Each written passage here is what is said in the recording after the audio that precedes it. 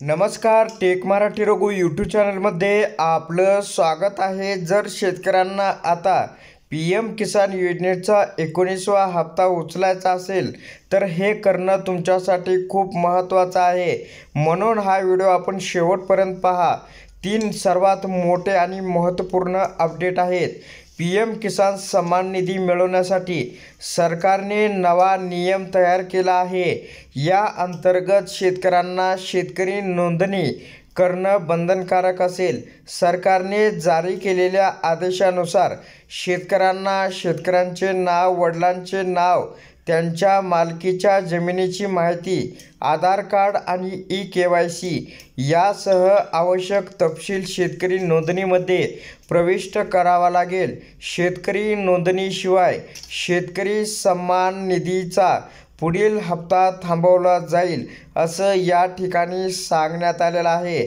आता शेतकरी नोंदणीमुळे शेतकऱ्यांचा काय फायदा होणार आहे आणि शेतकरी नोंदणी कुठं करायचं ते या व्हिडिओच्या माध्यमातून तुम्हाला पुढे सांगितलं जाईल। चॅनलवरती नवीन असाल तर चॅनलला लाईक करा। तर शेतकऱ्यांचा डेटाबेस तयार होणार। सध्या उत्तर प्रदेशमध्ये ही नोंदणी सुरू आहे। शेतकऱ्यांचा डेटाबेस तयार करण्याच्या उद्देशाने फार्मर रजिस्ट्रीचा पर्याय तयार करण्यात आला असून याच्या मदतीने शेतकऱ्यांची सर्व माहिती एका क्लिकवर मिळू शकेल।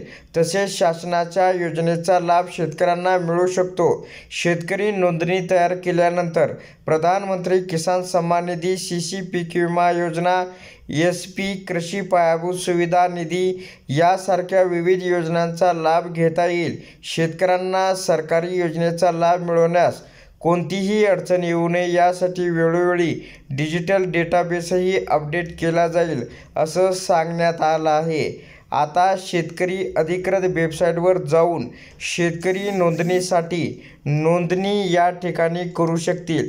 यासाठी सरकारने एक पोर्टल तयार केलं आहे। ऑनलाईन नोंदणीसाठी शेतकरी या ठिकाणी लिंक आहे https://upfr.agristack.government.in या वेबसाईटवर नोंदणी करू शकतील। यासाठी एक मोबाईल ॲप म्हणजे फार्मर रजिस्ट्री देखील बनवण्यात आला आहे। शेतकरी नोंदणीसाठी शेतकरी सार्वजनिक सुविधा केंद्रांनाही भेट देऊ शकतात। याशिवाय विभागाकडून शिबिराच्या माध्यमातून शेतकऱ्यांची नोंदणीही केली जाणार असल्याचं या ठिकाणी सांगण्यात आलेलं आहे।